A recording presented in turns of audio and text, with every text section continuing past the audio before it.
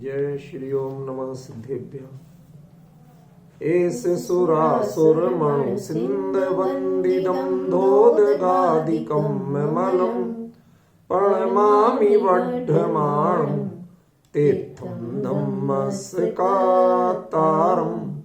शेषे पुण्यतीर्थयरि ससौ असिद्धे विशुद्ध सा भावे समणीयणानदंसण चरित तव वीर्यायारि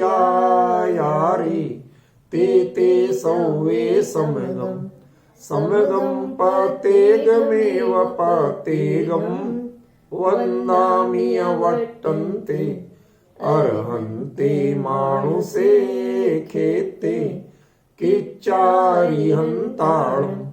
सिद्धाणं तैणमो गणहराणम् अज्जावैवदाणं साहूणं चैव सौवेसिं तेसिं विशुद्धदंसं प्राणपहाणा समं समासेज्य ओवसंपयामि सम्मं जतो निर्वाण संपत्ति।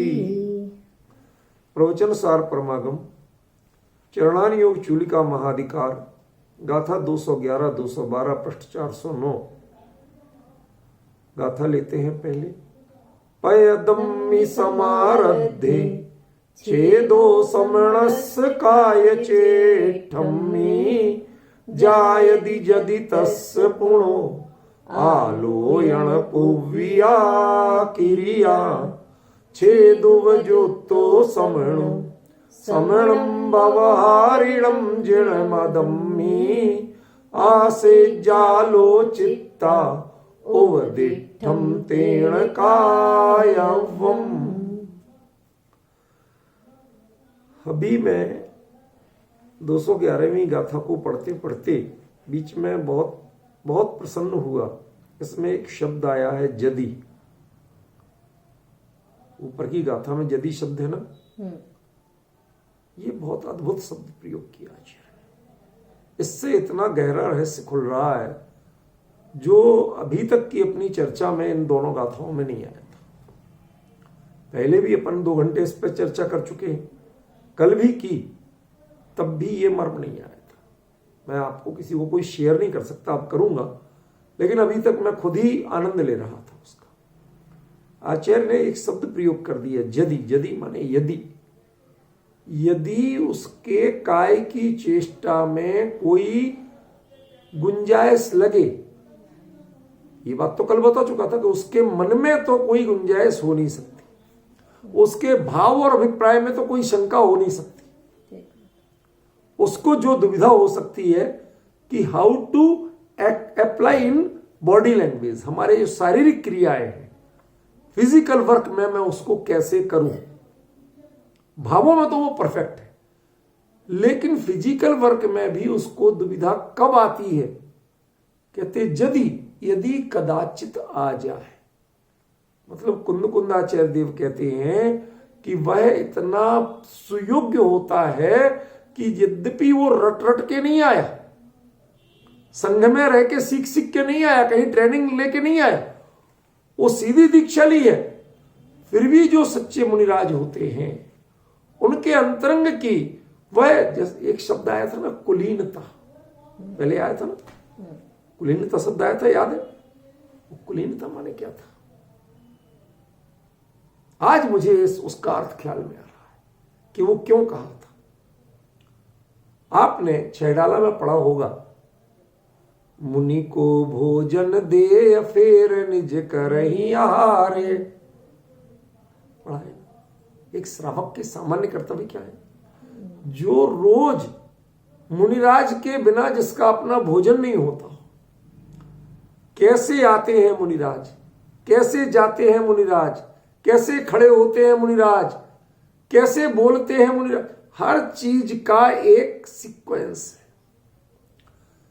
वह उनके संपर्क में, तेरा कुल क्या था, जिस कुल में मुनिराज पधारते रहे हो, उनकी आहारचर्या होती रही हो, जिस कुल में मुनिराज की खबर मिल जाए तो सारे लाख काम छोड़ के शटर डाउन करके पहले दर्शन करने जाते हो, भावपूर्वक वंदन करते हो।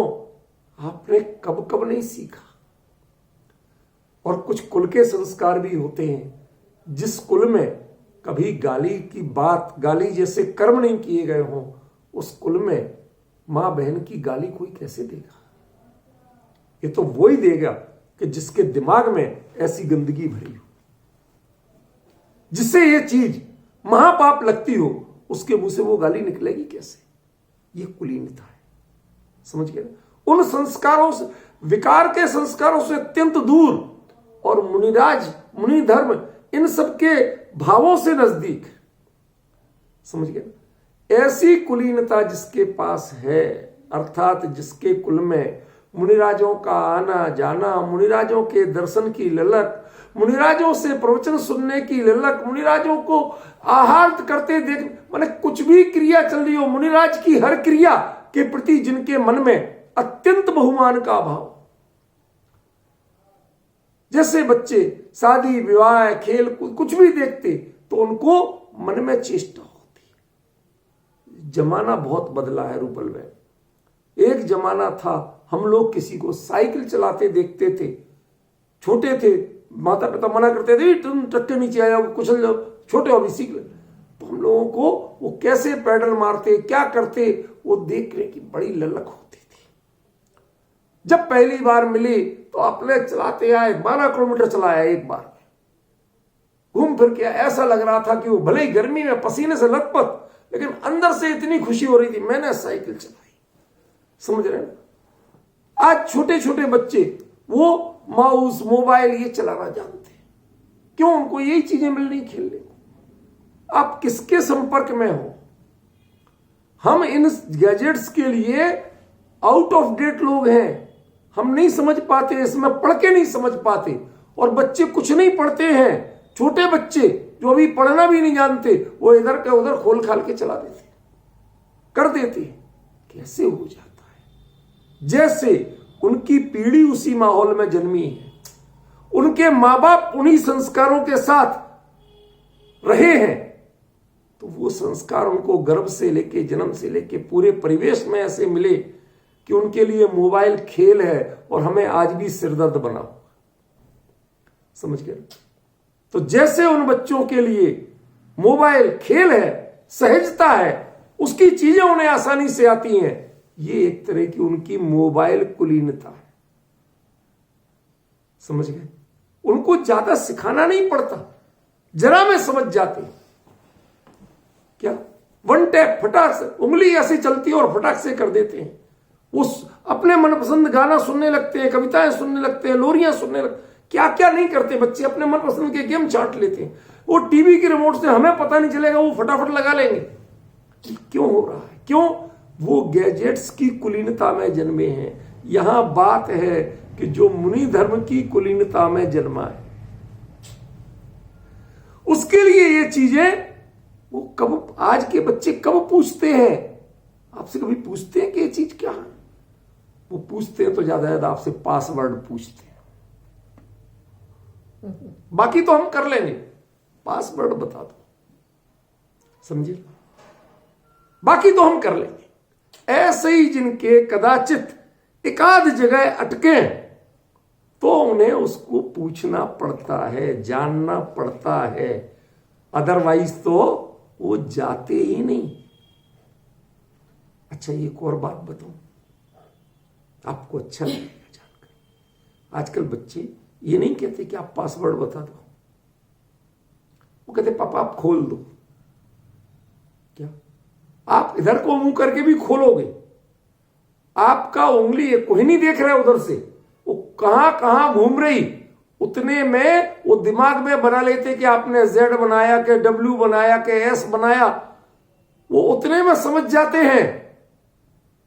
और उतने को समझ करके, क्यों? उपयोग पूरी तरह उसको आत्मसात किए हुए।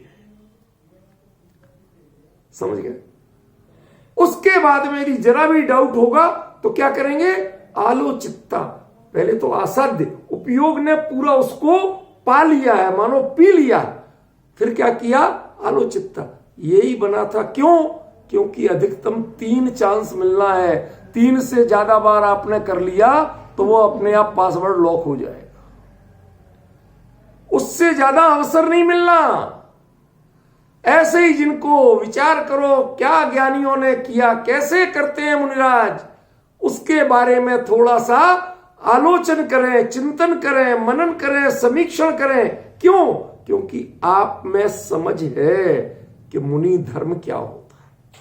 बचपन से उनके संपर्क में रहे हैं, उनको देखा है, उसकी भावना भाई है आपने, तो आप मेंटली प्रिपेयर्ड हैं। अब ये करना कि ये जो बताया इसका मतलब हमें क्या करना और हमसे चूक कहां हो रही थी, उसको आलोचिकता वो कंफर्म करते ही पासवर्ड डालते और खुल जाता। ऐसे ही जिनके थोड़ा सा उन्होंने बताया, पूरा डिटेल नहीं बता रहे कि ये तुम ऐसा क्यों करना, क्या ये चीज जिनवाणी उठा लाओ, पिच्छी से ऐसे करके रखना, रात्रि में मत उठाना, रात्रि में मत रखना। छोटी उनने सिंपल, रात भाई दिन में उठाया तो कुछ नहीं कहा, रात को उठाया तो क्यों कह रहे, समझ में? एक एक चीज पे फिर उस पर उनका अपना समीक्षण चलता है, अपना चिंतन चलता है, और वो चिंतन करते हुए जो अपने आप में निष्कर्ष निकालते हैं कि वास्तव में ये काय की चेष्टा हमारे लिए आदर्श नहीं। जितनी इसकी चेष्टाओं में रहोगे उतने आपको सीखना पड़ेगा, लेकिन स्वरूप में जाने के लिए किसी गुरु की जरूरत नहीं, उससे सीखना नहीं पड़ेगा। तो बताइए आप क्या करना चाहोगे? मैंने आपको एक बार एक दृष्टांत दिया था कि एक गांव के आदमी से कहा, वो कहता भाई साहब बहुत तेज भूख लगी, थक के आए, तो किसी ने कहा कि सत्तू घोल के खा लो।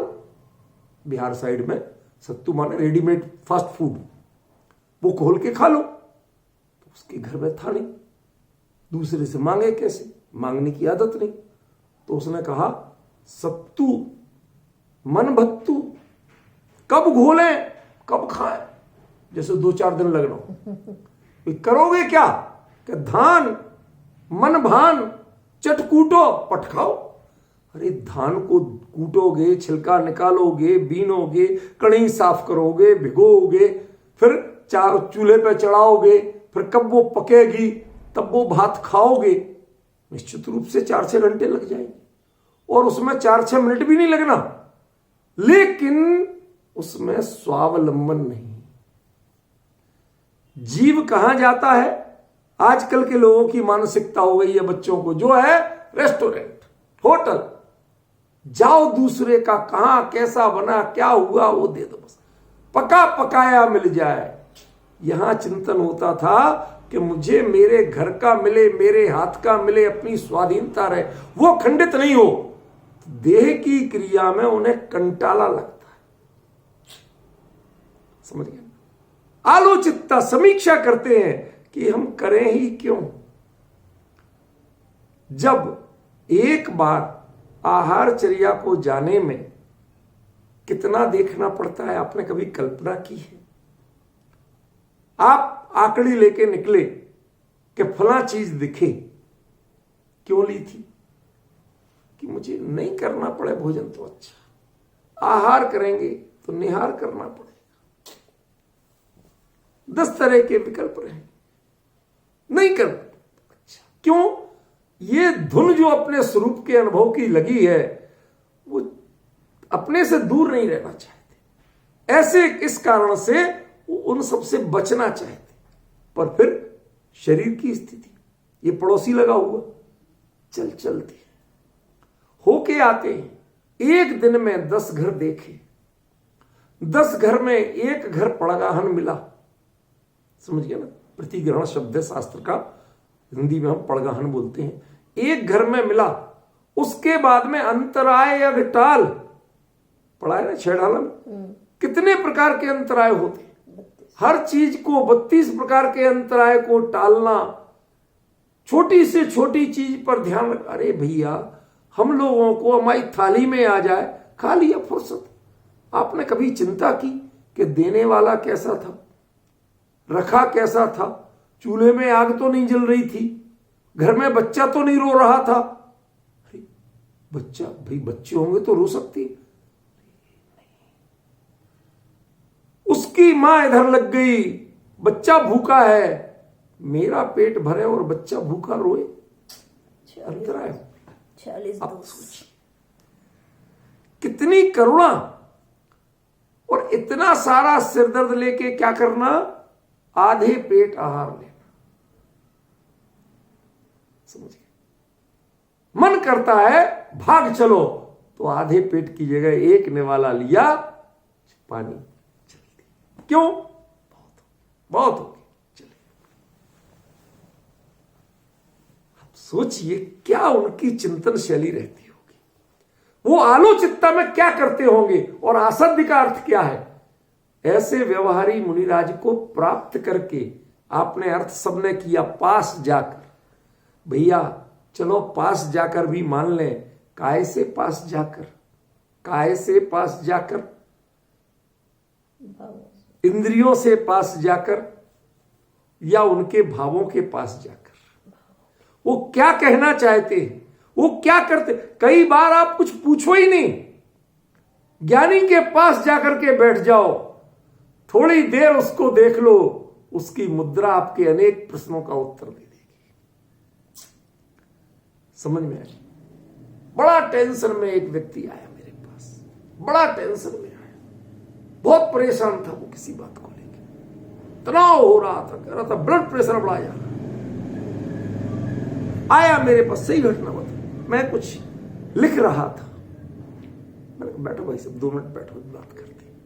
मैंने कहा कोई अच्छी चीज लिख रहा था, मेरा मन बड़ा प्रसन्न था, मैं लिखता रहा, वो देखता रहा कि ये लिख रहे, लिखते लिखते वो भाव चलते ना अंदर में, तो भावों के अनुसार चेहरे पे प्रसन्नता, शांति, एकदम मंत्र मुग्धता।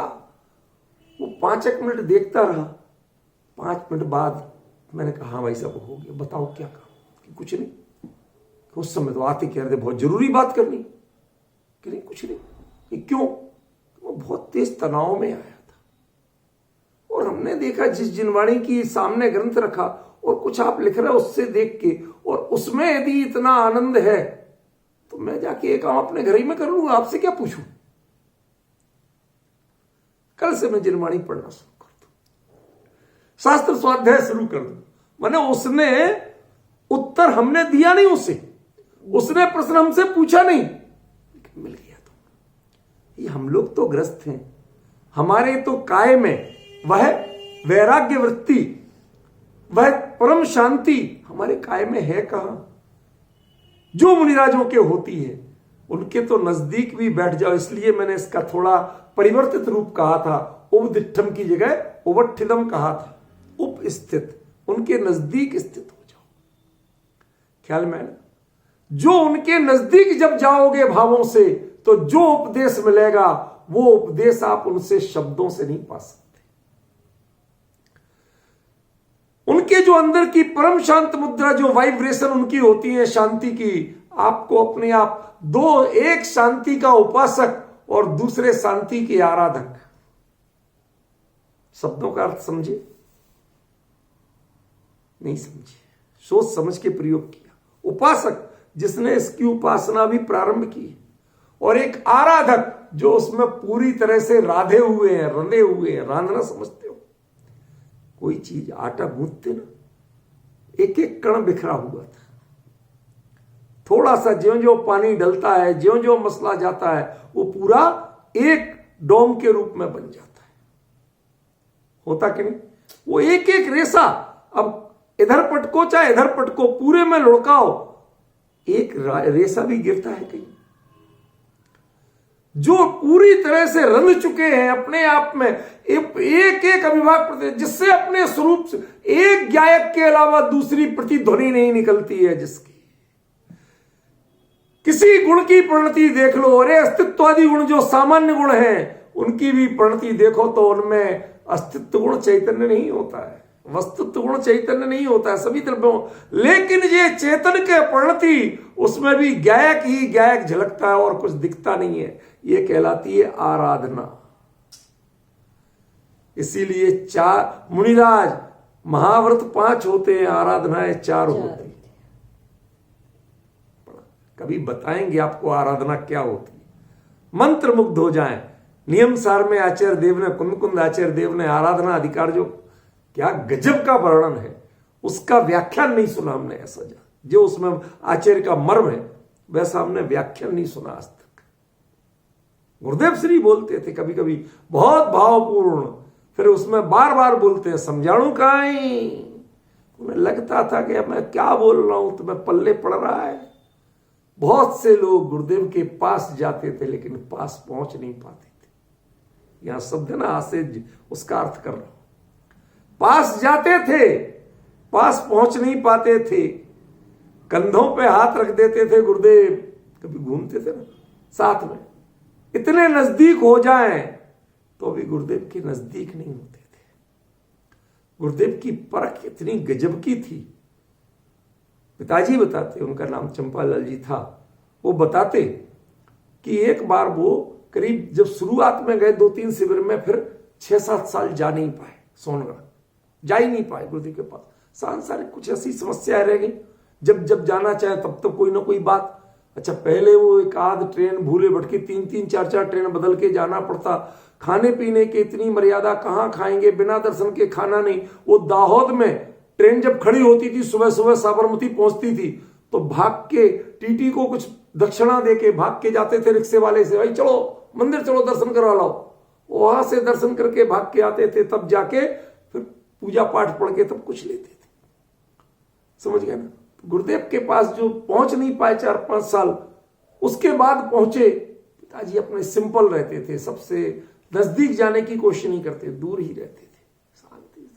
गुरुदेव है, हमें दूर से सुने तो वही बात है, और बगल में बैठ के सुने तो वही बात है। क्या आगे भागना, क्या धक्का मुक्की करना, क्यों दूसरे की, हम तो यहीं से सुन लेंगे। पिताजी जानते थे। वहां से कहते केम चंपालाल भाई, अब सब लोग देख रहे पिताजी मुस्कुरा। अब वो समझ रहे कहां बात हो रही। वो दूर रह के भी वो उनकी पर्सनल डायरी में आसाध्य हो गए थे, आसेज हो गए थे। और बाकी कई इस नाम के थे, वो सब अपने अपना सोचते, अपनी अपनी कलगी ठीक करते।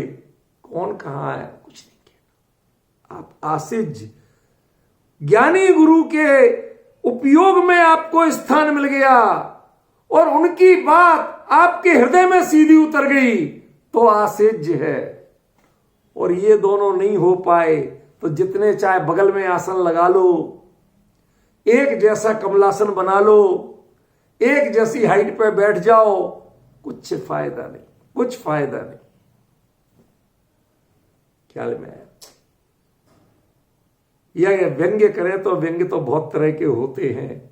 लोग कहते हैं कि मंदिर के शिखर पे कौआ बैठ जाए तो भगवान से ऊंचा नहीं होता, कौआ कौआ ही रहता है। ऐसे ही कई लोग आसनों से ऊंचे बनना चाहते हैं, भावों से ऊंचे नहीं बनना चाहते। कुंद आचार्य कहते हैं व्यवहारिणम समणम, जो जन्मदम्मी व्यवहारिणम, जिनेन्द्र भगवान के मत के अनुसार जो व्यवहारी है, जिसकी अनन्य श्रद्धा, वो अपनी शरीर की स्थिति की बात नहीं करता है, वो परवाह किसकी करता है, जिनेन्द्र भगवान ने ये क्या कहा है।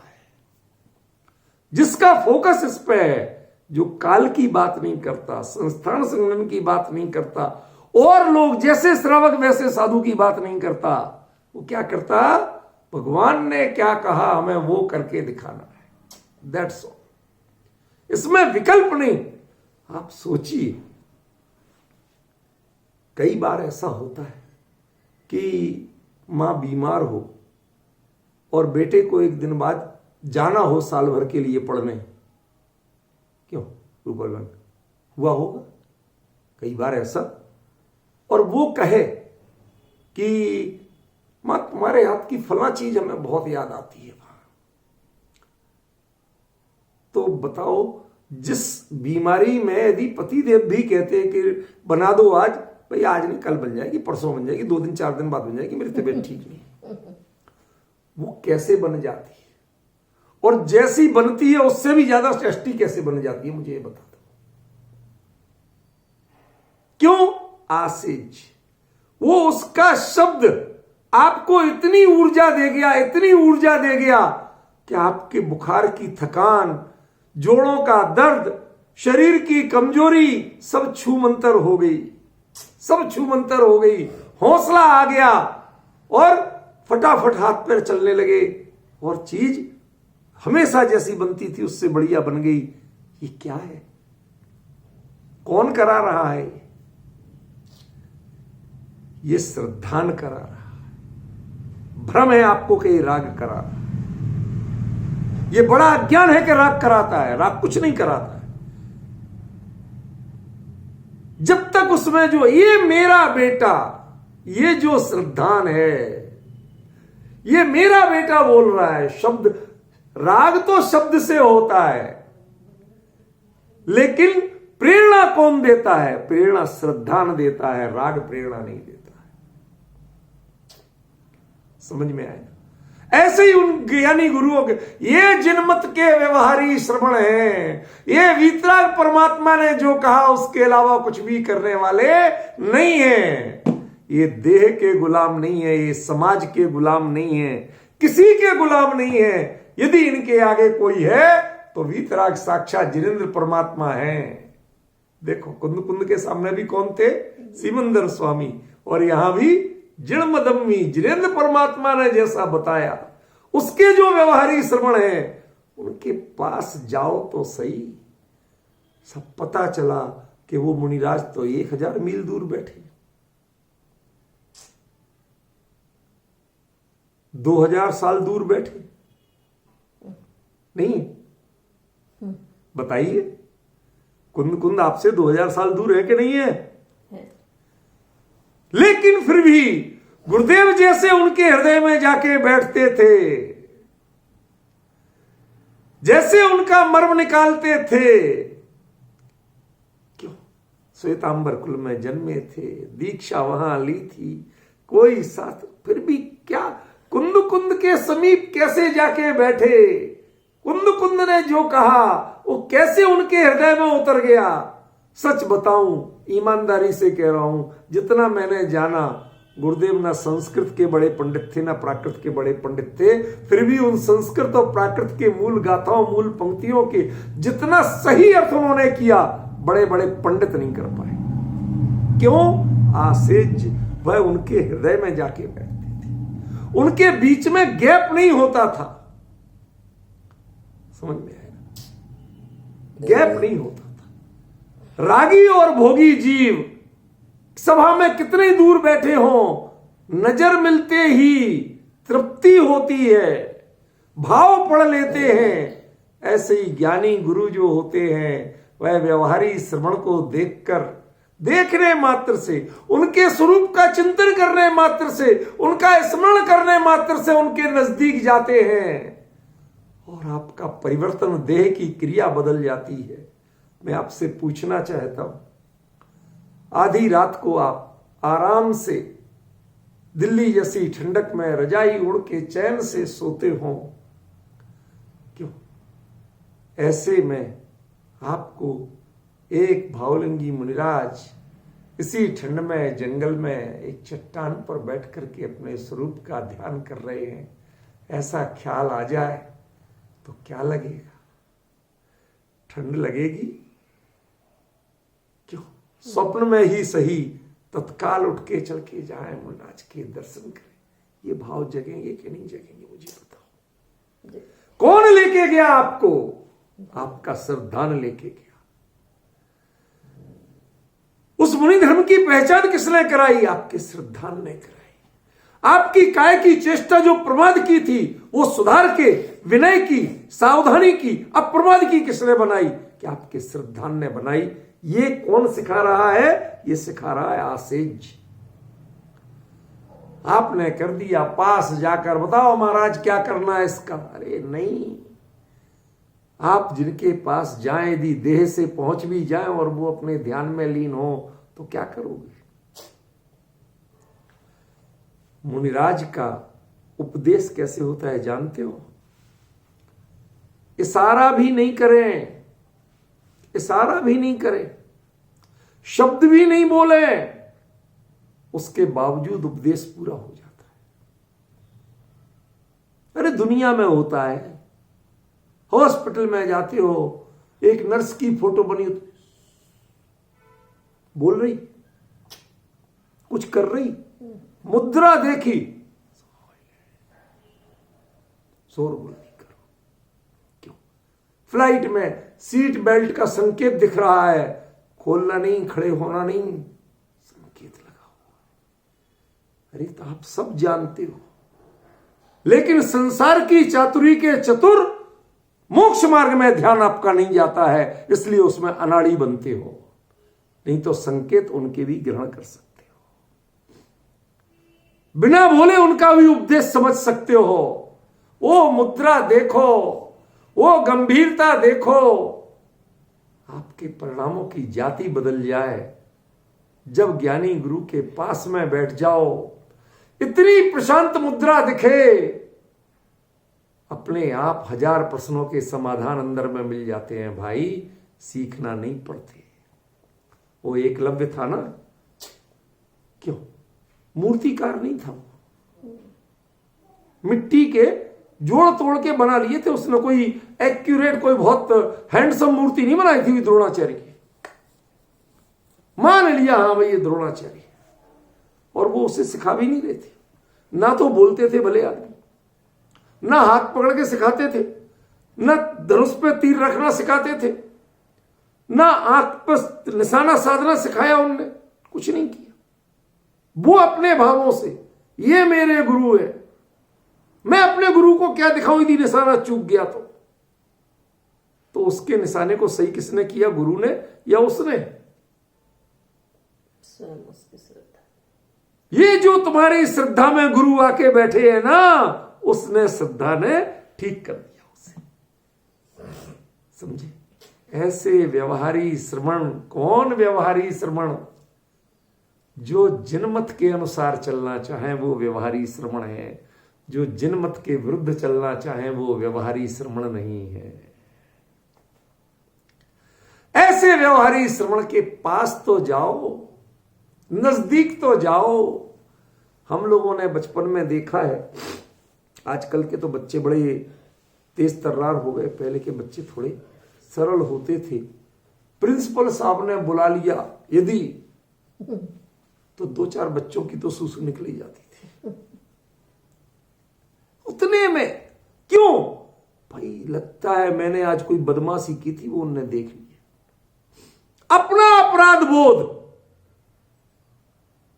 वह इतना हावी होता था कि रोम रोम कांप जाता था। समझे? ऐसे ज्ञानी गुरु के भाव से नजदीक हो, आसेज आओ, नजदीक आओ और नजदीक आओ। धीरे धीरे जो मीलों की दूरी थी, जो सालों की दूरी थी, वो कहां गायब हो जाए। ये कुंद कुंद और ये मैं दो के बीच में कहीं द्रव्य और भाव से अंतर नहीं दिख रहा।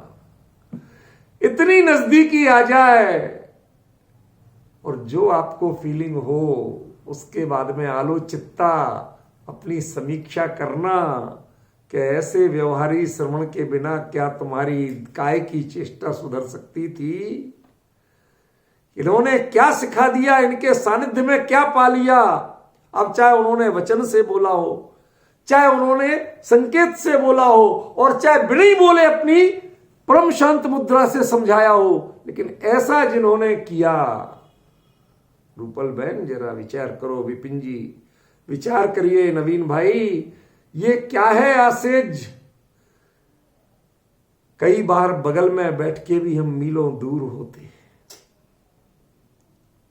क्या किसी से ईर्ष्या हो, द्वेष हो, संयोग की बात जिससे बनती नहीं, वो ही बगल की सीट में फ्लाइट में मिल जाए। सीट छोड़ नहीं सकते, फ्लाइट फुल टाइट, कोई एक सीट भी खाली। साथ जाना पड़ता है, पर कभी भी देखने का स्पर्श टच हो जाए यदि कोई नहीं, तो ये लगता पता नहीं कहां से कहां हो गई। समझ गए? क्योंकि श्रद्धान में वो शत्रु बना बैठा है। समझ गए? बगल में रह के भी हम मीलों दूर होते हैं, और कहीं मीलों दूर होकर के भी एकदम नजदीक होते हैं। नाम ले लो किसी का और भावों में वो चीज उतर आती है। ऐसे ही उन मुनिराज के वो व्यवहारी श्रवण, अरे भगवान आप कैसे चर्या करते हैं, काय से आप ये कार्य कैसे करते हैं, भाव से तो मैं समझ रहा हूं लेकिन काय से आप कार्य कैसे करते हैं। एक बार भावों से उनके नजदीक जाइए, समीक्षा कीजिए कि वो कैसे कर रहे होंगे, वो करते होंगे तो कैसे करते होंगे। आपके भाव उनकी क्रिया का चित्र आपको दिखा देंगे और उसके बाद आप जान जाओगे कि वास्तव में आपको क्या करना था और कैसे करना था, जो सामान्य स्थिति में नहीं हो रहा था। पहले आपका वही विवेक काम नहीं कर रहा था जो वहां से काम करने लगता। समझ में?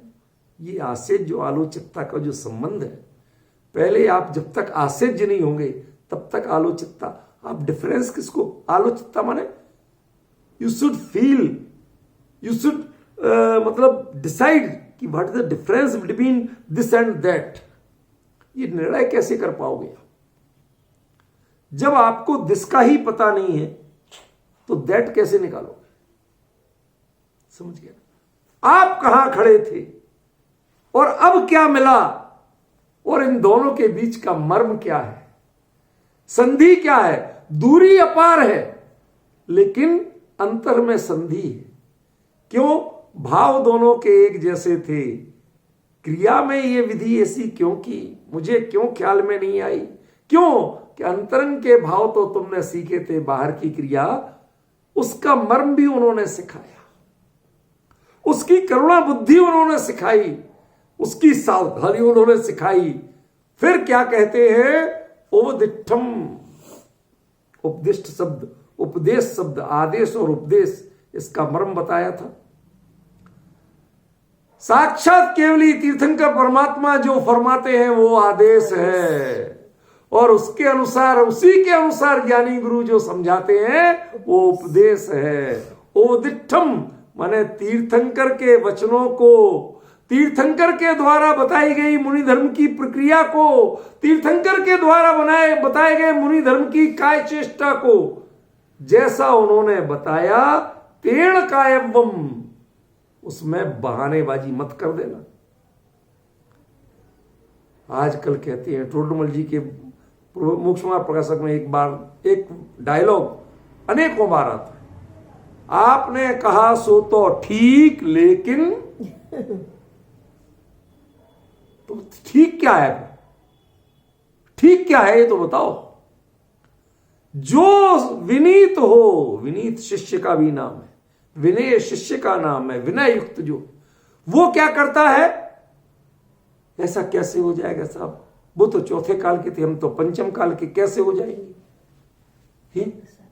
तुम इतनी सर्दी में नग्न रह सकते हो, तो खुद तो इतने कपड़े पहन के, सोल ओढ़ के, टोप लगा के, फिर रजाई भी मांगते हो, फिर हीटर भी मांग, क्या क्या करते हो, और महाराज जी के लिए ऐसी बात करते हो। उपदिष्टम तेन कायम, जैसा भगवान ने कहा वैसे करना। ऐसे तर्क कुतर्कों को दिमाग में स्थान मत दे देना, दे दिया तो समझ लेना आपने छेद की उपस्थापना कभी नहीं कर पाओगे, फिर छेद में ही रह जाओगे। और छेद में रहने का मतलब जानते हो,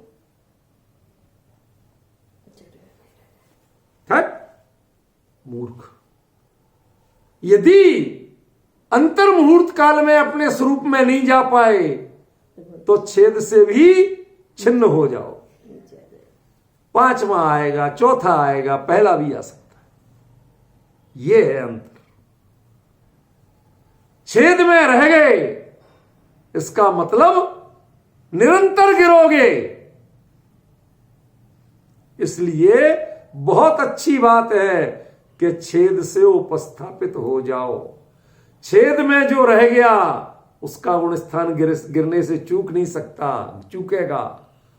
और छेद से जिसने अपने आप को हर क्षण प्रयास करके, चाहे ज्ञानी गुरु का उपदेश लेकर, चाहे जिनवाणी का उपदेश लेकर, चाहे स्वयं आलोचना करके, जिसने छेद से स्वयं को स्थापित कर लिया अपने स्वरूप में, पुनः प्रमुक्तपने में स्थापित कर लिया, वो तो छेदोपस्थापक श्रवण है। और जो छेद में रह गए और उतने समय में समीक्षा नहीं कर पाई, तो टाइम क्लॉक बज रही है, टाइम पूरा हुआ नहीं कि फेल हो। अंतर मुहूर्त पूरा हो गया यदि, तो गुण स्थान गिरने से भगवान नहीं बचा सकते। ये जिन शासन है, इसमें किसी की कृपा से कोई काम नहीं होता। क्लिष्टेषु जीवेषु कृपा पर तुम बोलते हैं हम, दुखी जीवों पर कृपा करना। रे तुम्हारी कृपा से काम नहीं होता है, लाख कृपा कर लो, उसको जो कष्ट भोगना है वो मिलना है, और जो साता मिलनी है वो मिलनी है। तुम अपने विकल्प के कर्ता बनते हो, वस्तु के प्रणमन के कर्ता तुम नहीं। गजब, ये जिन शासन है, समझ में आया? ये जिन शासन है। इसलिए क्या करना, अधिक से अधिक हम गिरे नहीं कि तत्काल अपने, वो किसे कहते हैं कि डैमेज कंट्रोल प्लान, समझे ना? कभी कोई ऐसी घटना, जैसे आजकल मॉक ड्रिल होती ना, मॉक ड्रिल, कहीं बम रख जाए कोई मॉल में, तो मॉक ड्रिल करते हुए कैसे करोगे, वहां के गार्ड कैसे व्यवस्था करेंगे, मैनेजर क्या करेगा, वो सबको अभ्यास कराती है नहीं बम, लेकिन अभ्यास कराती। ऐसे ही मेरा स्वरूप उपयोग यदि मेरे स्वरूप से गिर जाए, प्रमत्त स्थिति में आ जाए, तो उसे वापस अप्रमादी कैसे, जब तक प्रमत्त में है तब भी अप्रमादी बनाओ, यदि उसमें वो प्रमादी बन गया तो गारंटी से गिरेगा।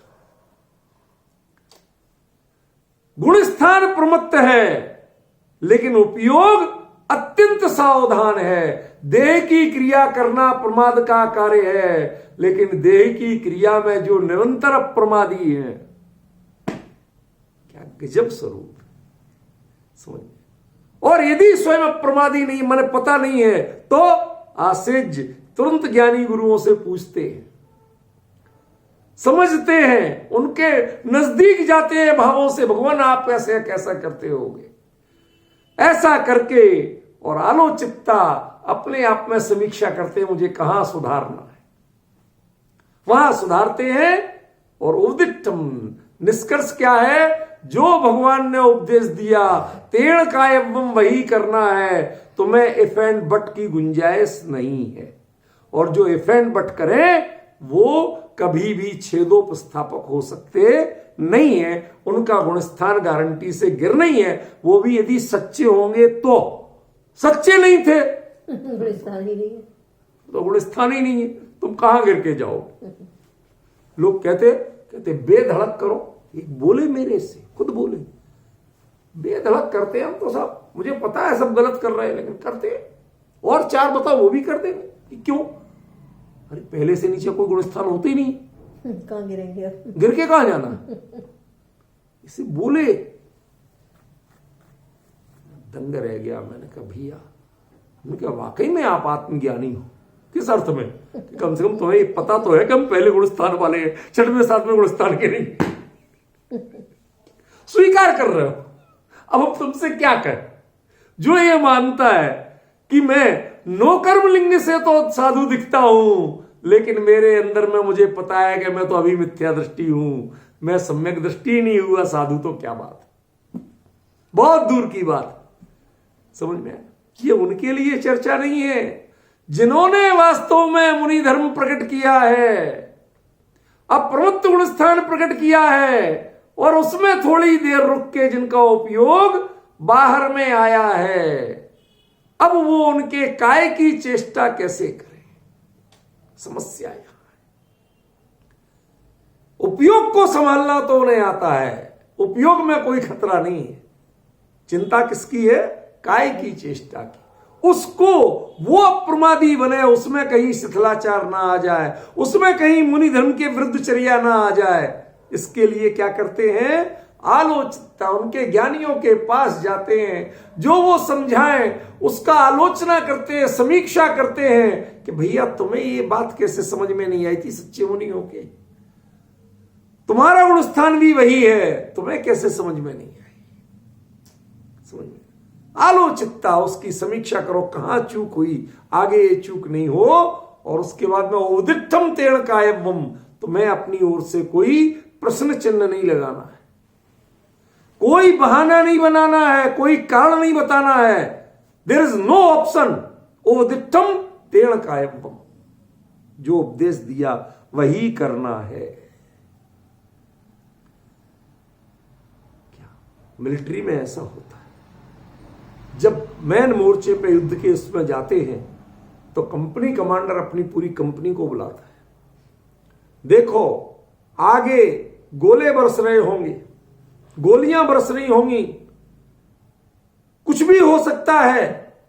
जिसको जरा सा भी भय लगता हो, जरा सी भी आशंका लगती हो, जिसका हौसला कमजोर होता हो, अभी लौट जाओ, कुछ नहीं कहूंगा। लेकिन एक बार आगे बढ़ने के बाद जिसने पीठ दिखाई उसको मैं गोली मार दूंगा, दुश्मन मारे चाहे नहीं। हमें कायरों की फौज नहीं चाहिए।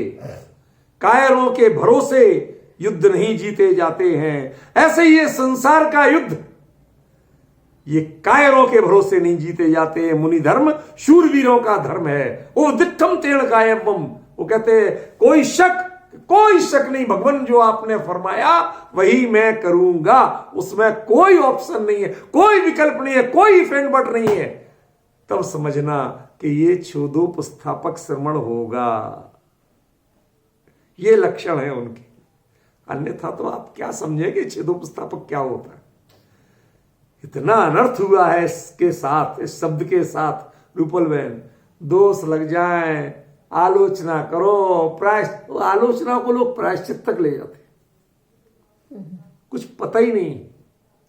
सामायिक से बड़ा चारित्र है ये, कोई पता नहीं है किसी को। समझ में आया? कोई पता नहीं, इसकी गरिमा को कोई सोचना नहीं चाहता। क्या है साहब, ज्ञानी गुरु के पास गई क्यों थे? गलती नहीं हुई तो क्यों उनसे इलाज पूछा? अरे भाई ये गलती नहीं है, ये एक हेजिटेशन है, ये दुविधा है। How to apply in physical applications, physical activities. मैं अपनी दैहिक क्रियाओं में इसको कैसे अप्लाई करूं? ये दोष का प्रायश्चित मांगने नहीं गया वो। मेरे भाव में तो बिल्कुल सही है, लेकिन मैं देह की क्रिया में इसको कैसे करूं? कहीं वो मुनि धर्म के जिनेंद्र परमात्मा ने जो कहा उसके कहीं विरुद्ध नहीं चला जाऊं, मैं मुनि धर्म के कहीं बाहर नहीं चला जाऊं, कोई गलती ना हो जाए, उसको पूछा है उसने। दोष का प्रायश्चित नहीं पूछा है, दोष तो कुछ किए ही नहीं। तो छेद क्या हुआ कि छेद इतना ही हुआ ना कि वह 28 मूल गुण के भाव में आ गया, 28 मूल गुण की जमीन पे आ गया। ये छेद है। इससे नीचे गिर जाए तो वो तो भ्रष्ट है, फिर छेद नहीं। छेद और भ्रष्टाचार ये पर्यायवाची नहीं। सही बात। छेद में अटक जाए तो भ्रष्ट होता है।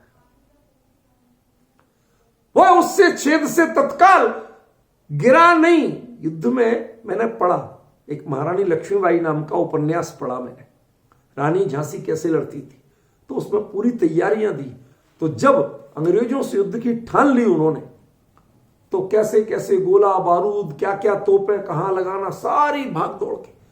उसके बाद उन्होंने ईंट गारा जो होता है ना, दुनिया भर का सामान जो बनाने का, उन कारीगरों को उनको कहा गोले बरस रहे और तुम्हें किले की दीवार पे जहां गोला लगा है वो तुम्हें ठीक करना है। दुश्मन उधर से चल के यहां तक है, उसके पहले तुम्हारी दीवार बनी हुई होना चाहिए। क्या सोच सकती हो रूपल बहन? उधर से गोले भी बरस रहे, तीर तलवारें सब चल रही, गोलियां चल रही, दुश्मन तुम्हारी जान लेने को चला आ रहा है। और उसमें सैनिक की सूरवीरता तो है सो है, लेकिन उसकी सूरवीरता देखो कि शत्रु इस द्वार जो रास्ता बन गया इसमें घुस पाए, उसके पहले हमारी दीवार वापस पहले जैसी हो जाए। वो उतनी दूर से 4 फरलांग से तीर कमानों के बीच में, गोलियों की बौछार के बीच में वो भी कैसे आएगा? उतनी देर में तो दीवार वापस रिपेयर होके रेडी हो जाए, उसका छेद खत्म हो जाए, छेद से उपस्थापित हो जाए। तो उनको घुसने के लिए जगह नहीं मिले, दोष को घुसने के लिए जगह नहीं मिले। आपके जीवन में, आपके मुनि धर्म में दोष को एंटर करने के लिए वो पैदा करते हैं, लेकिन इतना ही पैदा होता है कि काल में हम अप्रमत्त से प्रमत्त में आए, वो खुश हो जाते हैं, रास्ता बन गया, रास्ता। लेकिन जब तक वो होते हैं वह अपने आप को उपस्थापित कर लेते हैं, जब तक वहां पहुंचते हैं वो छेद दिखते ही नहीं है। अब एंटर कहां से करें, समझ गया? यदि छेद छूट गया तो शत्रु घुसे बिना मानेंगे नहीं। ऐसे ही छेद में जो अटक गया, छठवें गुण स्थान में जो अटक गया अंतर्मुहूर्त से ज्यादा, तो वह गिरे बिना रहेगा नहीं। इसलिए तत्काल, इसमें छेद माने दोष नहीं है, वह प्रमत्त अवस्था में अधिक नहीं अटकना। अंतर्मुहूर्त काल पूरा ना हो जाए उसके पहले मुझे अपने स्वरूप में स्थापित होना है। इसके प्रयास का नाम है छेदोपस्थापना, इसके प्रति अनंत सावधानी का नाम है छेदोपस्थापना। और उसके लिए ज्ञानी गुरुओं का स्मरण करो, उनका चिंतन करो, उनके व्यक्तित्व को समझो, उनकी समीक्षा करो, और समीक्षा करके मुझे क्या करना, अपने आप को रिपेयर करो और चले जाओ वापस अपने स्वरूप में। उसका नाम है छेदोपस्थापना। उपदिष्टम तेन कायम बम। ज्ञानी गुरुओं ने सच बताओ क्या उपदेश दिया हो, ये आखिरी बात कह रहा हूं। अभी समय तो है 2-4 मिनट। हाँ, ज्ञानी गुरुओं ने क्या उपदेश दिया हो, जरा विचार करो कि तुम देह की क्रिया ऐसे करना, तुम पिच्छी ऐसे उठाना, तुम कमंडल ऐसे रखना। अरे भाई, ये सब तुम्हें क्यों करना? ये जो मुनि धर्म इतना कठिन बताया जाता ना, मुनिचर्या इतनी कठिन है, हाँ बिल्कुल सही है। क्यों? तुम्हें कठिन लगे तो बहुत अच्छा है। क्यों? स्वरूप से बाहर आने नहीं चाहोगे ना, छोड़ छोड़ के वापस। 28 मूल गुण बहुत कठिन है, बहुत कठिन है। इतना सिरदर्द, इतनी सावधानी, कहते यार छोड़ो, चलो अपने में कहां परेशान हो रहे। समझ? क्यों? कि उन्होंने क्या किया था कि आपको उपदेश दिया, हो गए थे अपने स्वरूप में। जब उन्हें ये जिस चीज को बता रहे वो खुद अच्छी नहीं लग रही जिसे, और हम वो करें जो उन्हें अच्छा लगे, वो तो हमने किया नहीं, और जो उन्होंने बताया वो हम कर रहे। वाह, बहुत चतुर हो आप। जो चीज तुम्हें खुद अच्छी नहीं लग रही वो तो तुम हमें बता रहे, और जो चीज हमें आपको अच्छी लग रही वो तुम कर रहे। तो मैं किसको आदर्श बनाऊं, किस उपदेश को मानूं? जो आपने अपनाया उस उपदेश को मानूं, कि जो आपने शब्दों से सिखलाया उस उपदेश को मानूं? अपनाया, समझ रहे ना? उपदिष्टम तेन कायम, उनके तरीके से चलो। वो क्या करते थे? क्षण क्षण में अंतर्मुखों सिद्धों से बातें। ये सब पूजनों में पढ़ने की चीजें नहीं है, ये तो एक पंक्ति में जिस दिन अटक के रह जाओगे उस दिन सारी पूजने तुम्हारे, तुम पूज्य बन जाओगे।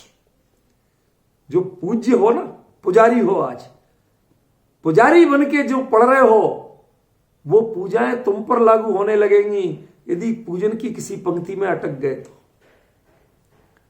आज आप अटक जाओ तो दुनिया क्या कहती है? भूल गए, दोष हो गया, पढ़ना नहीं आता। अरे इन ज्ञानियों के तरह से यदि अटक जाओगे ना तो पता चला कि ये पूजा करते रह जाएंगे और आप पूज्य बन जाओगे। समझिए अंतर कितना मर्म है। इसलिए जो उन्होंने, मैंने इसी का इसीलिए परिवर्तित किया था, ओवठिदम, ज्यादा अंतर नहीं, उपस्थित, जो अपने स्वरूप में स्थित, वो आपको उपदेश देके अपने में स्थित हो गए थे। वो आपको उनने करके नहीं बताया था, चलो चलो मैं तुम्हें सिखाता हूं, बता दिया ऐसा करना, बस ठीक। तो आपको क्या सीखना, ज्ञानी से क्या सीखना? जो उन्होंने अपनाया वो सीखना, कि जो उन्होंने समझाया वो सीखना, अपनाया। तो ये है उपदिष्टम तेन कायम। वो जहां समझा, उपदेश देकर जहां उपस्थित हो गए, जहां पर रम गए, चलो भाई हम भी यही काम करें, ये काम क्यों करें? समझे ना? सीख लिया, सुन लिया, लेकिन अप्लाई करना जरूरी नहीं। 28 मूल गुण सीख लो, कैसे कैसे किए जाते हैं, सुन लो, समझ लो, लेकिन अप्लाई करना कोई जरूरी नहीं है। कब? यदि अपने इनको थकान मानो और अपने स्वरूप में चले जाओ तो कोई जरूरी नहीं। और यदि आपको करने के परिणाम रहे ही, राग रहे ही, कि अंतर्मुहूर्त तक तो कर ही सकते हैं भैया, तो फिर कैसे करना? कि जैसे जिनामनाय में निर्देश है वैसे ही करना, फिर अपनी मर्जी नहीं चलाना, काल का बहाना नहीं करना, क्षेत्र का बहाना नहीं करना, श्रावकों का बहाना नहीं करना, किसी का बहाना नहीं करना। और नहीं यदि बहाने आते हो तो मुनि धर्म को बहानेबाजी मत बनाना, फिर आराम से घर में बैठ के सीखो। समझ में आया? ये बहुत बड़ा अंतर है। इसलिए ये गाथा मन हुआ किसी दिन तो व्यवहारी श्रवण क्या होते हैं और व्यवहारी श्रवण जनमत के अनुसार क्या करते हैं, इसका मर्म क्या है। मैं मतलब इतना मंत्रमुग्ध हूं कि आपको बोलता हूं उस समय मुझे कितने भाव आ जाते हैं कि इस पर कितना बड़ा से बड़ा लेख लिखूं, उसको समझाऊं कितने भावपूर्ण तरीके से कि जिससे समझ में आए। आज तक जनमत में व्यवहारी श्रवण नाम की कोई चीज नहीं पड़ी होगी। श्रवणों के भेद में कोई व्यवहारी श्रवण पड़ा? नहीं। आप कहोगे भी कि वो व्यवहार वाले, वो निश्चय वाले, वो सोनगढ़ी, वो गैर सोनगढ़ी, आप तो ये समझोगे ना, आप तो कहोगे सारी श्रवण व्यवहारी होते, कोई कांजी स्वामी का चेला है ही नहीं, निश्चय वाला है ही नहीं। अरे मूर्ख हो तुम लोग, कुछ नहीं समझते। यहां व्यवहारी श्रवण का अर्थ दूसरा है। जिनमदम्मी व्यवहारिणम, जो जिनमत के अनुसार जिनका व्यवहार निश्चित है, एक रंच मात्र शिथिलता जिनके आचरण में नहीं है, वो है जिनमत का व्यवहारी श्रवण। जिसको संकल्प है कि उपदिष्टम, जिनेन्द्र परमात्मा ने जो कहा वही करना है, दूसरा विकल्प तक जिसको नहीं आना है, उसका नाम है व्यवहारी श्रवण। तय कर लिया। एक लेख आएगा, आपको शीर्षक बता रहा हूं, जिनमत में व्यवहारी श्रवण क्या होते। ये देखो, एक गाथा में लिखा हुआ। मेरा मन मतलब इतना आनंदित है कि कुंद आचार्य देव ने यदि ये चरणान योग चूलिका में ये सारी चीजें नहीं खोली होती और सब जगह इन बातों को दूसरे तरह से समझाया गया, लेकिन प्रवचन सार में वही बात एकदम जीवंत रूप में, प्रैक्टिकल रूप में सारी दिखाई गई है कि सच्चे जो मुनिराज चौथे काल में होते हैं, उनके जीवन की चर्या क्या होती है, उनके पुरुषार्थ की जाति क्या होती है, उनका पुरुषार्थ बढ़ता कैसे है निरंतर, वो दिखाया गया है इस गाथा में। ख्याल में इसकी चर्चा आगे चलेगी।